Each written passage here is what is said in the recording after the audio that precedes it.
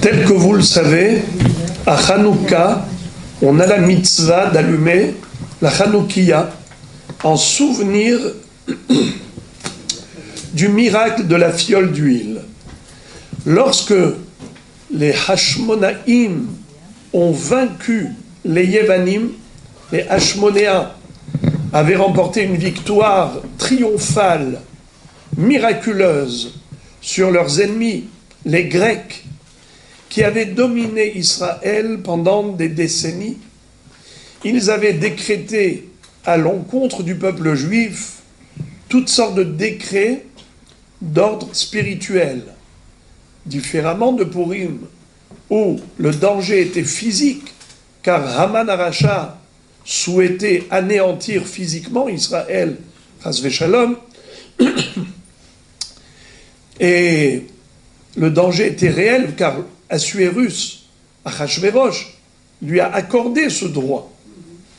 Les missives d'extermination d'Israël, chas v'shalom, étaient déjà envoyées. À Purim, on a donc eu un ness sur le plan de l'existence physique du peuple juif. Mais à Hanouka, on commémore le ness qui est d'ordre spirituel, car les Grecs qui gouvernaient en Israël ne souhaitaient pas tuer les Juifs, mais ils voulaient tuer le judaïsme, faire disparaître l'identité d'Israël. Ils ont interdit l'accomplissement de la mitzvah de la Mila, ce qui est pour nous fondamental, l'observance du Shabbat. Ils ont voulu imposer sa profanation. L'interdiction de fixer le Rosh Chodesh. Automatiquement, il n'y a plus de fêtes juives, car toutes les fêtes juives sont liées au Rosh Chodesh.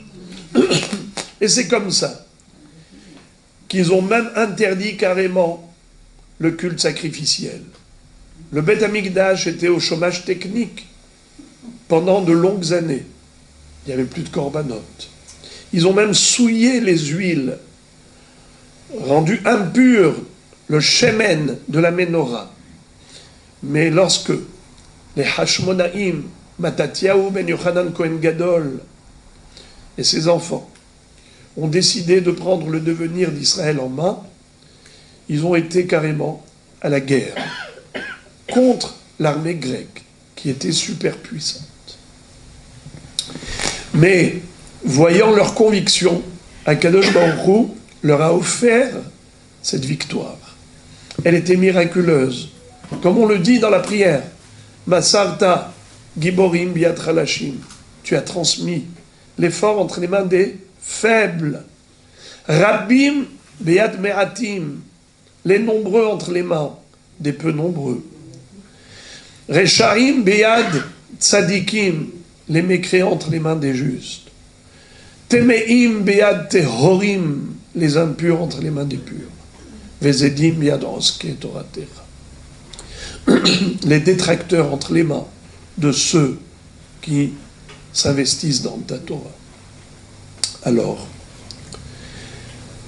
finalement, ils ont réussi à purifier le Beth Amikdash, à le restaurer, et ils ont cherché de l'huile pure pour allumer à nouveau le candélabre, la menorah. Mais, à leur grande frustration, ils n'ont trouvé qu'une seule petite fiole qui suffisait pour un jour, alors que pour fabriquer de l'huile pure à nouveau, il fallait 8 jours. Donc, ils ne pouvaient pas allumer plus qu'un jour. Mais voilà que, miraculeusement, cette petite fiole a suffi pour 8 jours, alors que la quantité n'était que pour un jour. En souvenir de cela, on allume la Hanoukia pendant 8 jours dans toutes les maisons juives depuis le Nes de Hanouka. Question, est-ce que les femmes sont tenues d'allumer la menorah, d'allumer la Hanoukia? Vous avez répondu à l'unisson, oui, et vous avez raison, à juste titre. Mais Pourquoi c'est étonnant? Pourquoi c'est étonnant? Normalement, les femmes auraient dû être dispensées de cet allumage. Pourquoi? Car nous avons une règle. Toutes les obligations temporelles n'incombent qu'aux hommes, pas aux femmes. Par exemple, la mitzvah de manger dans la soukha, c'est une obligation masculine. Le loulav, pareil. Le shofar, pareil. Si la femme veut accomplir ses mitzvot, elle a un mérite. C'est très bien, mais elle n'a pas d'obligation. Si c'est ainsi, pourquoi la femme est tenue d'allumer la Hanoukia selon la halacha? Pourtant, c'est une mitzvah temporelle. En hébreu, mitzvat raseh sheazman gerama nashim peturot. Toutes les obligations temporelles, comme la soukha, le loulav, le shofar, étant donné que ça a une date fixe, il n'y a pas d'obligation pour les femmes. Alors l'allumage de la Hanoukia, pareillement, on aurait dû exonérer les femmes de cet allumage, puisque Hanouka, c'est une fois par an. La même question se poserait par rapport à la Megillat Esther. Pourquoi est-ce qu'à Purim, les femmes sont tenues d'écouter la Megillah? Pourtant, c'est une obligation temporelle. La même question pourrait être posée par rapport aux 4 coupes de vin, la nuit de Pessah. Comment ça se fait qu'elles sont tenues de boire ces 4 coupes? Pourtant, c'est une obligation temporelle. C'est la même réponse que la Gemara donne à ces 3 mitzvot. Elle dit une phrase très simple. Les filles chez Afhen hayu beoto hanes. Car les femmes également ont fait partie de ce miracle. Il y a d'autres exceptions que je rappellerai entre parenthèses. C'est le kiddush du vendredi soir. C'est une obligation qui est également temporelle, car c'est que le Shabbat. Et pourtant, la femme est obligée de faire kiddush. Comment ça se fait? Également, la mitzvah de manger de la matzah. Elle est obligée. Comment ça se fait? Alors, la Gemara explique pourquoi. Le kiddush, c'est exceptionnel parce que la Torah a comparé le zachor au shamor. Shamor vezachor bedibur ehad. Ishmi'anu el ameyuhad. On chante ça dans les Chadodi. Shamor vezachor bedibur ehad. Qu'est-ce que ça veut dire? Shamor, observe, garde. Zachor, souviens-toi. De quoi on parle? De quoi il s'agit? Du Shabbat. On a un commandement parmi les 10 commandements du décalogue. Zachor et Yom HaShabbat les Kadesho.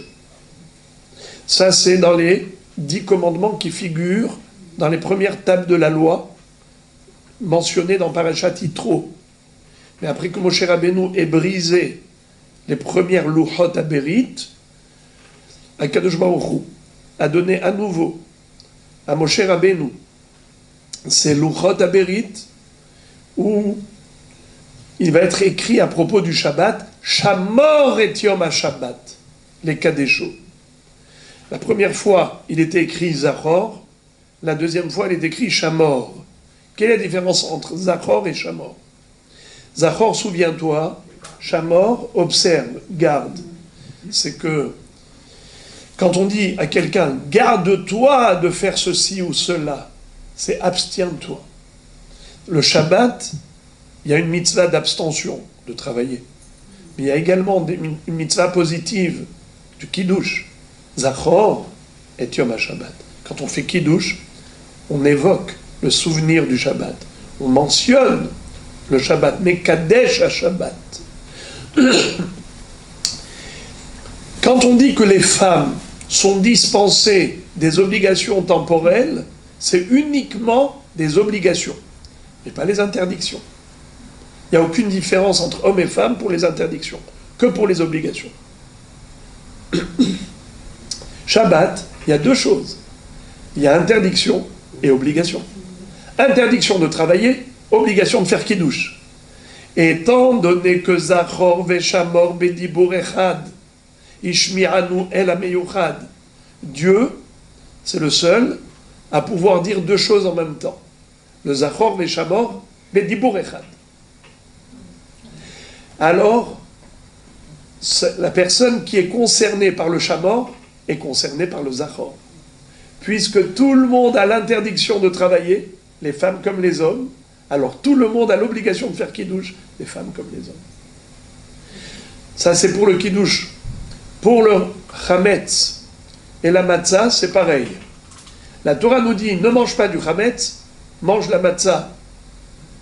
La Torah a comparé les deux. Pour dire que la personne qui est concernée par l'interdiction du chametz, elle est concernée par l'obligation de manger de la matzah.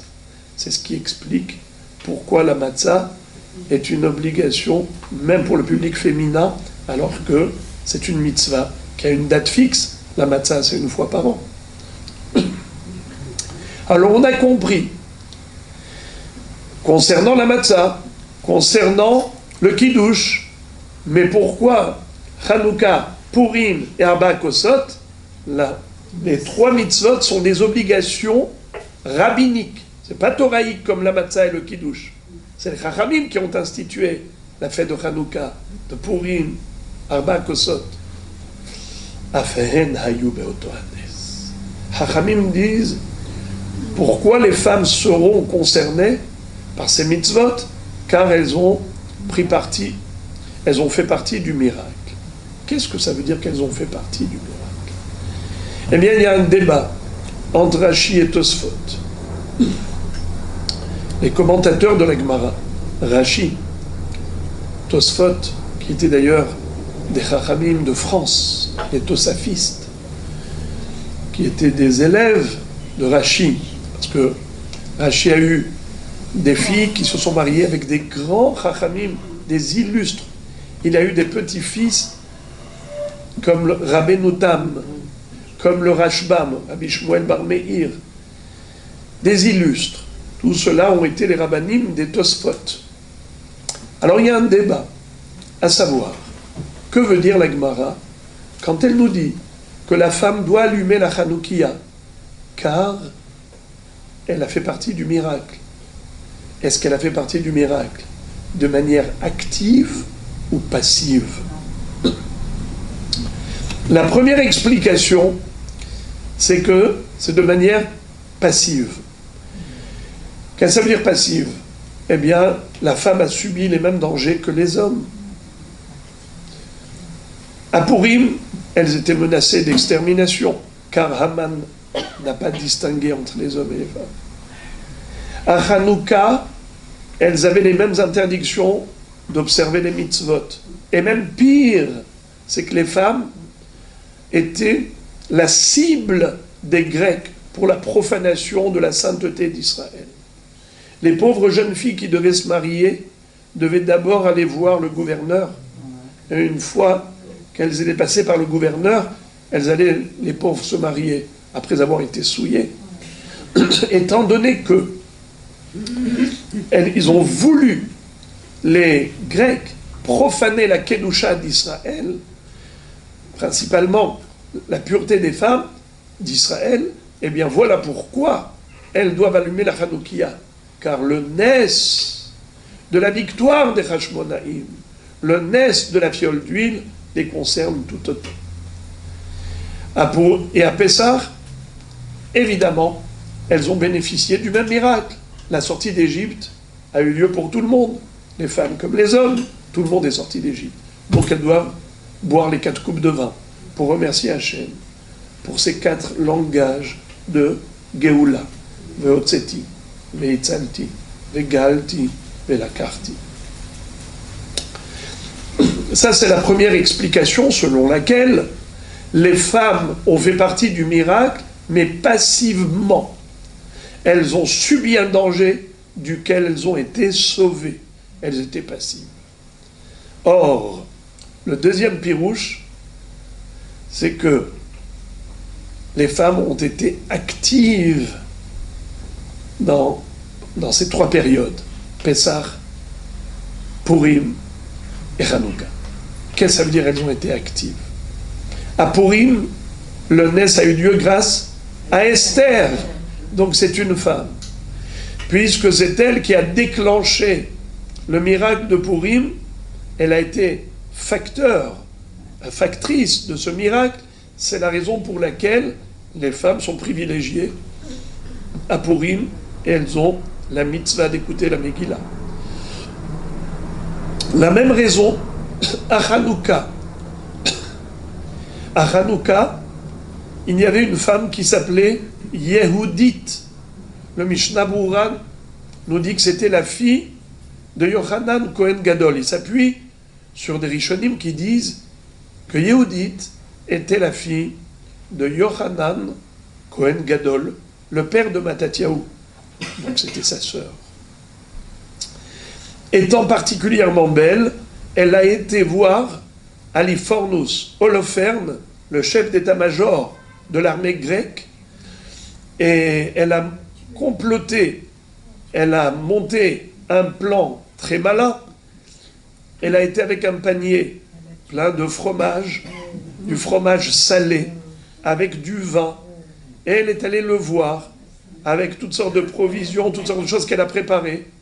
Et elle a été lui faire croire, en levant le drapeau blanc, qu'elle était prête à se marier avec lui.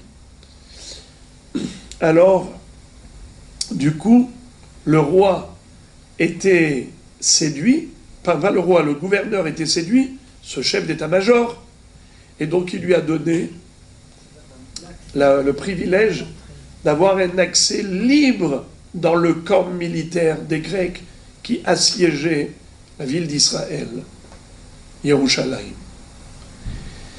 Quand elle a vu qu'il lui faisait confiance, elle lui a donné à manger de ce fromage salé.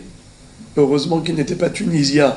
Et donc, il en a mangé, parce que sinon, les Tunisiens ne peuvent pas supporter le fromage. Alors, il en a mangé, assoiffé, il a voulu boire, elle lui a donné à boire du vin. Et quand il a bu encore un verre, il s'est assoupi. Et dans son état d'ivresse, elle a décapité. Elle a pris sa tête dans son panier. Et comme elle avait le droit de circulation libre dans le camp, personne n'a vérifié quoi que ce soit. Elle est retournée, elle a apporté donc aux soldats d'Israël cette tête-là. Et quand ils ont montré aux soldats grecs la tête de leur gouverneur, ils ont été saisis de panique. Et dans cet état de panique, les soldats d'Israël ont été les achever, leur donner le coup de massue. Et c'est comme ça qu'ils ont remporté une victoire écrasante sur les Grecs. En souvenir de ce miracle, du fait que c'était une femme qui a été active dans le sauvetage d'Israël, c'est la raison pour laquelle Hachamim ont dit, bien que ce soit une mitzvah temporelle, à savoir que l'allumage de la Hanoukia, c'est une date fixe, c'est une obligation qui est liée à une date fixe, malgré tout, les femmes ont la même obligation que les hommes. Idem à Pessah. Les Abba Kosot, pourquoi ça incombe également aux femmes? Parce que c'était les femmes qui ont été à l'origine de la délivrance d'Israël, plutôt de l'existence même du peuple juif. Car le pharaon, Paro Aracha, qu'est-ce qu'il avait fait de manière très rusée? Par les travaux forcés, les corvées de travail et de construction qui commençaient très très tôt avant l'aube et qui terminaient très très tard après la tombée de la nuit, pour les 2-3 heures qui restaient de sommeil, les hommes n'avaient plus aucune raison de rentrer chez eux pour revenir 1 heure ou 2 heures après. Donc ils restaient passer la nuit dans le chantier du travail. Quel était le plan maléfique de Paro Aracha? C'était justement de séparer les couples de manière à ce qu'il n'y ait plus de progéniture juive. constatant l'explosion démographique juive, il s'est dit, au travers de ces travaux forcés, je vais les séparer, comme il marchait Mobzicho, Hitler, avec le travail libère. Il a séparé les hommes des femmes, et c'est comme ça qu'il a voulu, par haut, faire en sorte qu'il n'y ait plus d'enfants juifs.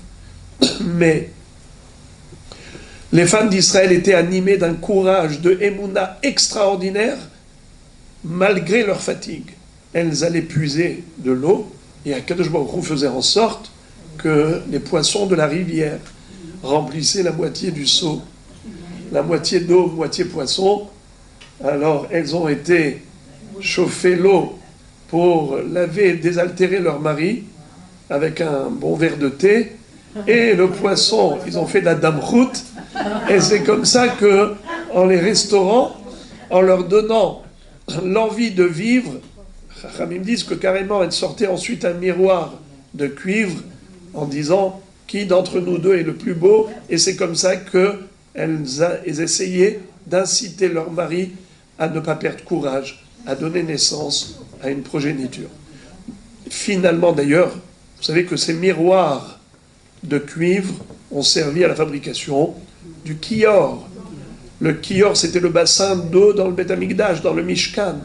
Et pourquoi Kadosh Baruch Hu a accepté ce cadeau? Parce que vous savez que quand Moshe Rabbeinu a sollicité Israël pour la construction du sanctuaire, il a demandé 13 matériaux. Zahav, Vachesef, Unechoshet, Techelet, Argaman, Tolat, Shani, Beshesh, Veizim, Veorot Elim Odamim, Veorot Hashim, Vatseshitim, Shemen Namaor, Besamim, Shemen Amishra, Veliktoret Asamim, Avne Shoham, Avne Milouim, la Ephod, la Choshen. Donc il y a 13 matières premières, entre autres, le cuivre. Qui a apporté le cuivre? Les femmes d'Israël. Elles ont dit à Moshe Rabbeinu, voilà, notre miroir, on te l'offre pour le kior. Tu as demandé du cuivre. Moshe Rabbeinu a dit, pas du tout.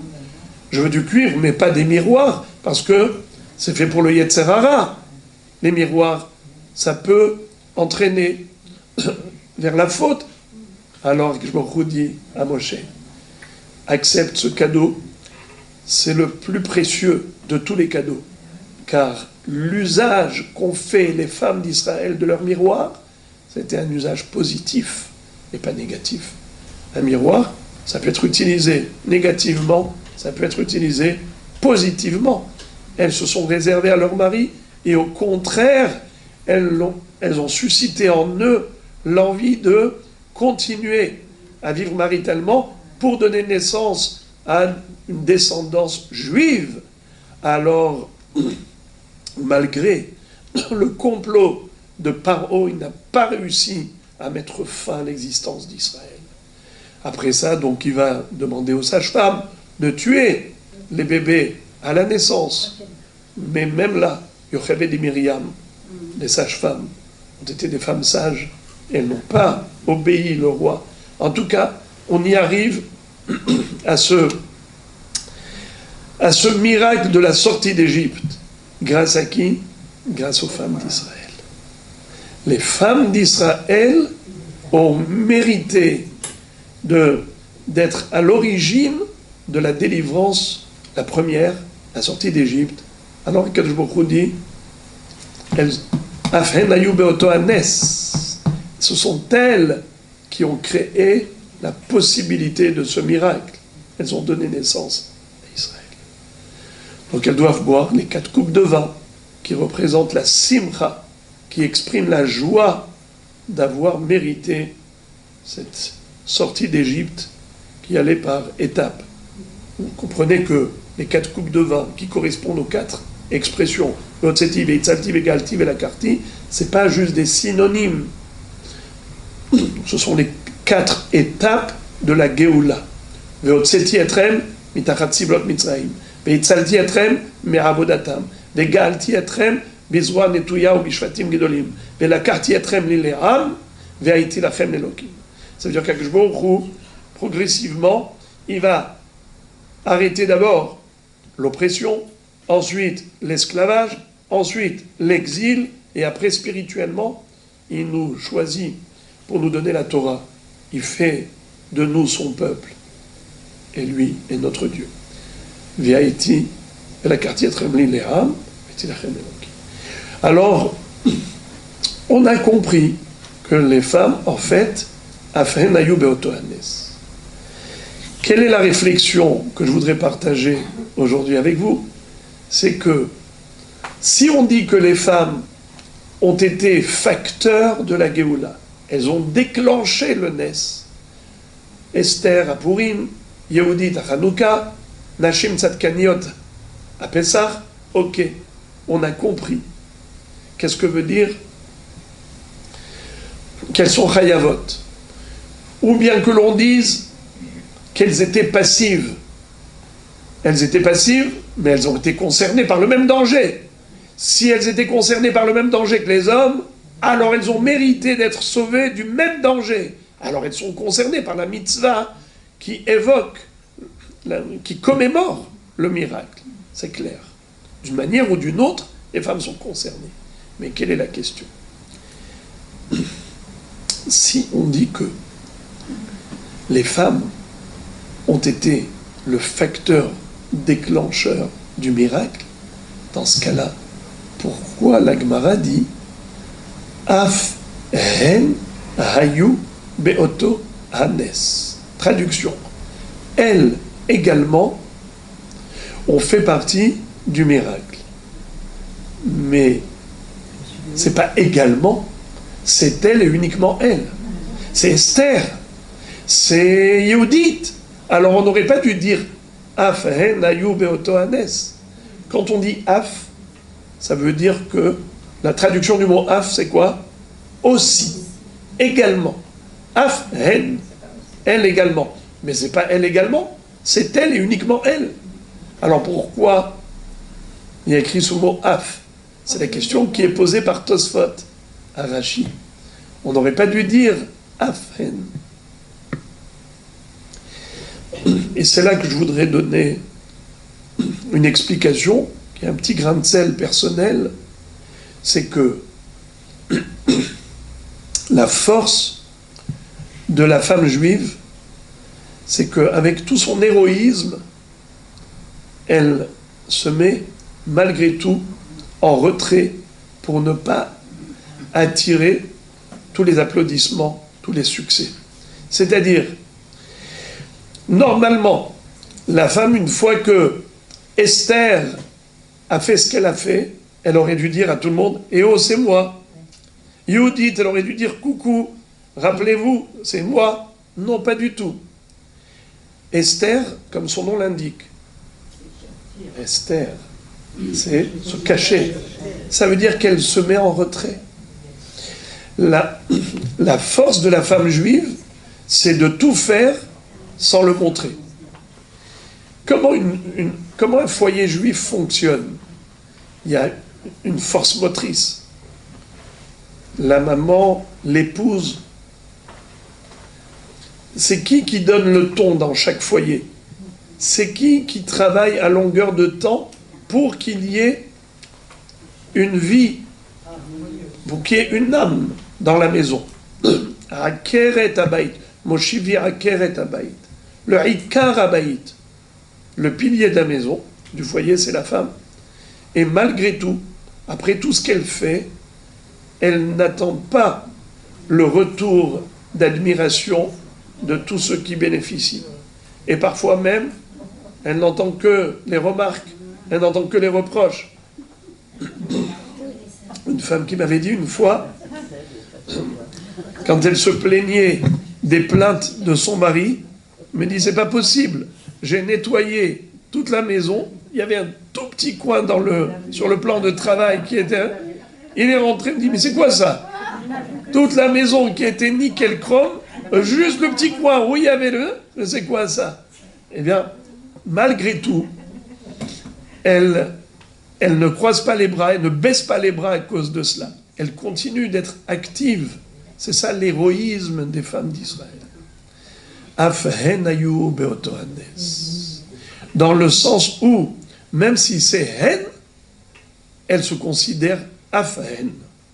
Hen, ça veut dire c'est elle, mais elle se considère comme, j'aime bien comparer le couple à une voiture. Il y a la carrosserie, il y a le moteur. Comment la voiture peut avancer? C'est grâce au moteur. Mais le moteur, on ne le voit pas. C'est-à-dire que tout le foyer fonctionne et roule parce qu'il y a un moteur. Et parfois, c'est même un moteur turbo. D'accord? Ça roule très vite. Mais les gens s'extasient devant la carrosserie. Waouh! Mais tu ne comprends pas que la carrosserie sans le moteur, ça n'avance pas. C'est ça le inyan de la tsnirut, la pudeur et la décence qui est le caractère propre de la femme juive. C'est comme ça que la Torah, quand elle parle de nos imahot, elle parle de la tante. Par exemple, Sarah, quand les malachim ont demandé à Abraham où est ton épouse, qu'est-ce qu'il va répondre? Hine ba'ohel. Elle est dans la tente. Rachid dit deux mots. Tsnoahi, elle est pudique. Elle est réservée. Rivka, quand elle est arrivée, il est écrit que Yitzhak l'a ramenée dans la tente de sa mère. Vaïdi eha ohela Sarah imo. Et après cela, pareil pour Rachel et Léa. Écrit que Lavan, il va chercher les trafim, parce que vous savez que sa fille Rachel lui a pris les statuettes pour empêcher son père de continuer à pratiquer l'idolâtrie. Alors il va sortir du Ohel Rachel au Ohel Léa. Ohel Rachel, Ohel Léa. Donc nos maîtres de dire dans la Gemara, tu vois que elles ont toutes été quelque part été liées au Ohel. Ça veut dire qu'elles se trouvaient généralement dans le Ohel. Et Yael, qui avait tué le chef d'état-major qui s'appelait Sisra, Dévora Nivia, quand elle a chanté à Dieu une louange pour la victoire d'Israël contre Sisra, et Yael, elle a fait exactement comme Yehudit, ou Yehudit a fait comme Yael, puisque Yael c'était avant Yehudit. La même chose, elle a pris le pieu de la tente et elle lui a enfoncé dans la tempe après l'avoir endormi. Il a demandé de l'eau, elle lui a donné du vin. Maïm Sha'al Halav Natana, dans le chant de Déborah. Eh bien, il est écrit Tevorach Minashim Yael. Minashim Ba'ohel Tevorach. Eshet Hever Akeni. Minashim Ba'ohel Tevorach. Qu'est-ce que ça veut dire? Yael a fait quelque chose qui pourrait paraître comme étant le contraire de la tsnirut, de la kedusha. Mais elle a fait ça pour sauver Israël. Et donc elle a invité Sisra chez elle, dans sa tente, Minashim ba'ohel tevorach. Elle a une bracha, laquelle, c'est que on la considère comme nos imahot. Sarah, Rivka, Rachel, Véléam, elle a fait le contraire. Elle n'a pas fait par volonté de sortir du Ohel. Elle a fait pour sauver le peuple juif. Elle a piégé Sisra, ce chef d'état-major, qui était extrêmement dangereux, qui était très puissant, très fort, et elle a tué pour sauver Israël. Elle a montré le contraire de la tsnirut. Mais à Kadosh Baruch Hu, qui sonde les cœurs et qui scrute les reins, lui, par le biais de Dévorah, la prophétesse, révèle ses intentions qui étaient saintes et pures. C'est pour ça qu'elle a mérité la bracha. Tevorach minashim yael eshet berakeni minashim ba'ohel tevorach. Et donc Tosfot, commentateur, dans la Gemara Masechet Sota, nous dit, vous voyez, à chaque fois qu'on parle de nos ancêtres, nos matriarches, on parle de Ohel, Ohel, Ohel. Dina, la pauvre Dina, qui a été kidnappée par Shechem ben Hamor qui l'a violée, eh bien il est écrit d'elle, Vatetse Dina bat Léa, Irod bibnot haaretz. Dina, la fille de Léa, est sortie de la tente pour aller voir les filles du pays. J'ai toujours de la peine pour elle parce que elle était seule, la seule fille. Ça veut dire qu'elle n'avait pas de sœur. Elle n'avait que des frères. Eux, ils étudiaient la Torah avec Yaakov Avinu. Donc à elle, à un moment donné, on peut comprendre qu'elle s'ennuie. Donc elle va aller voir, pas les garçons du pays, mais les filles du pays. Mais elle est sortie du monde de la Kedusha. Elle est allée voir un monde de Touma. C'est pour ça que je voudrais dire un mot pour quelque chose qui me chagrine terriblement. Ici à Natania, il y a des activités organisées par la mairie, par la commune, mais qui ne sont pas cachères. Des danses mixtes, toutes sortes des soirées mixtes, des soirées dansantes. Alors c'est pour le divertissement. Pour le divertissement. Mais il y a divertissement et divertissement. Chez nous, à Am Israël, de la même façon qu'on paye plus cher pour manger cachère, on fait des efforts pour vivre comme des juifs et pas comme des goïms. On le sait très bien que ça nous coûte. Mais est-ce que on en souffre? Au contraire, on est fier de montrer à Dieu que rien n'est trop cher payé pour lui. Rien n'est trop beau pour un Kadosh Baruch Hu. Il nous a tout donné. Il nous a donné la vie, la santé, les 5 sens. Alors, pourquoi se servir de ces cadeaux divins pour faire le contraire de sa volonté? Pourquoi ça me fait très mal, spécialement ces derniers temps? Parce que depuis le 7 octobre, depuis la soirée, de ce qu'ils ont organisé là-bas, à Nova, ce qu'ils ont organisé comme danse, avec de la musique, à Simchat Torah, où des jeunes, garçons et filles, habillés ou déshabillés, peu importe, mais en tout cas, c'était quoi ça? C'est quelque chose qui ne ressemble pas à Israël. Ce n'est pas ça le peuple juif.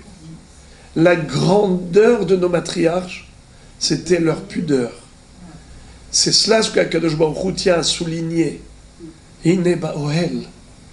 Alors, on a tellement souffert, on a pris des claques terribles, on a été secoué au plus profond de notre âme.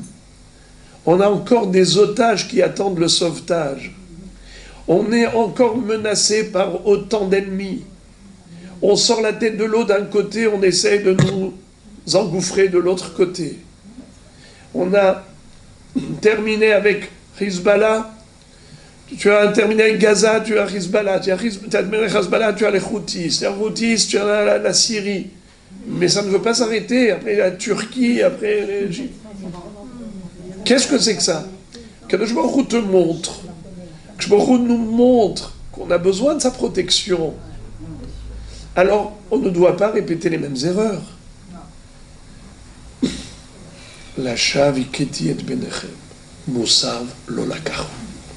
J'ai frappé pour rien vos enfants.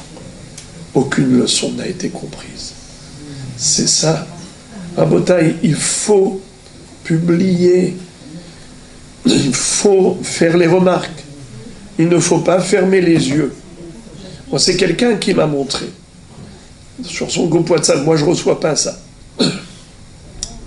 Des activités organisées par la commune, ici à Natania. A priori, c'est sympa. Ça peut être même gratuit. N'est-ce pas? C'est la mairie qui paye, avec l'argent des contribuables. Alors c'est sympa, non, si c'est gratuit. Mais quoi? C'est du poison. Comment le poisson, on arrive à le pêcher, à le capturer? On met de la pâte dans l'hameçon. Et quand il mord, il trouve la mort. Ribono shel olam. Jusqu'à quand on va accepter l'inacceptable? On va admettre l'inadmissible? Il faut réagir. Il n'y a pas d'humilité à avoir lorsqu'il s'agit de notre survie. On est dans le même bateau. Il y en a un qui va prendre sa perceuse, il se met a perforé dans sa cabine. Les gens viennent crier, mais qu'est-ce que tu fais? Il dit, mais ça va, moi j'ai loué pour ma cabine. C'est ma cabine, mêle-toi de ce qui te regarde. Je suis dans ma cabine. J'ai payé pour. Mais on est dans le même bateau. Même si chacun a sa cabine, mais on est dans le même bateau. On ne peut pas accepter que tu perces le sol du bateau. Rabotaï, nous, juifs, on a une histoire à part. Notre histoire n'est pas comme celle des autres. Les autres, ils peuvent tout se permettre. Dieu n'attend rien d'eux. Ils n'ont que 7 mitzvot, Noachid. Mais nous, on a 613 mitzvot.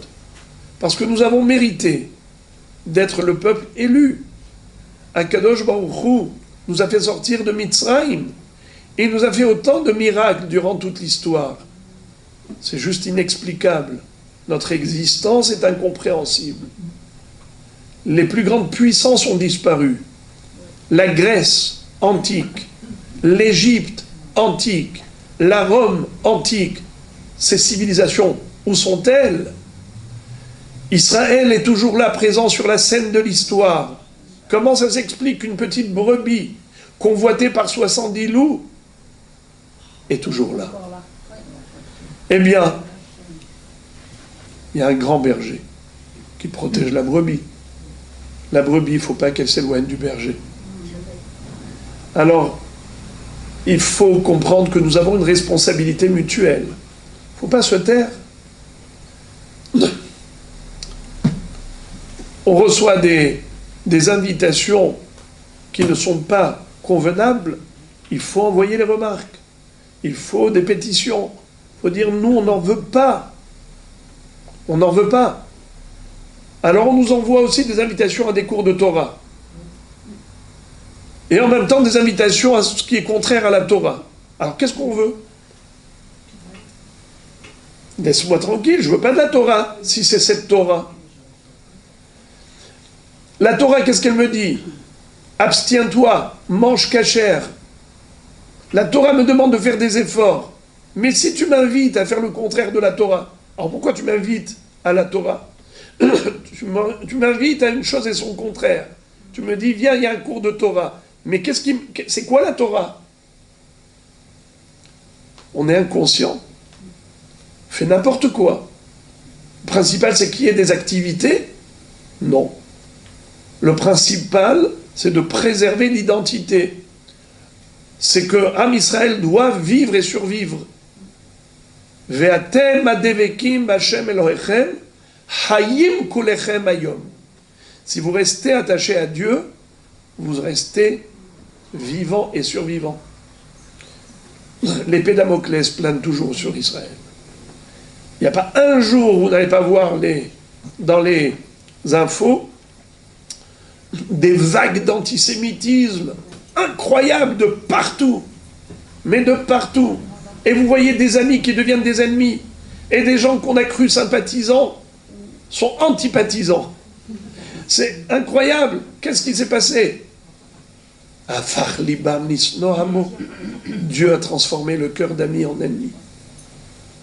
Alors, c'est chachouv, ne pas se taire.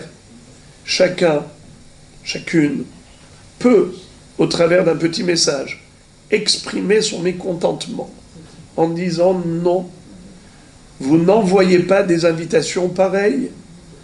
De la même façon que si on était là avant le 7 octobre et que nous avions vu ces invitations aller par milliers de jeunes garçons et filles à Nova, si on pouvait leur dire non, eh bien, on aurait pu, ce qu'on appelle, mieux vaut prévenir que guérir.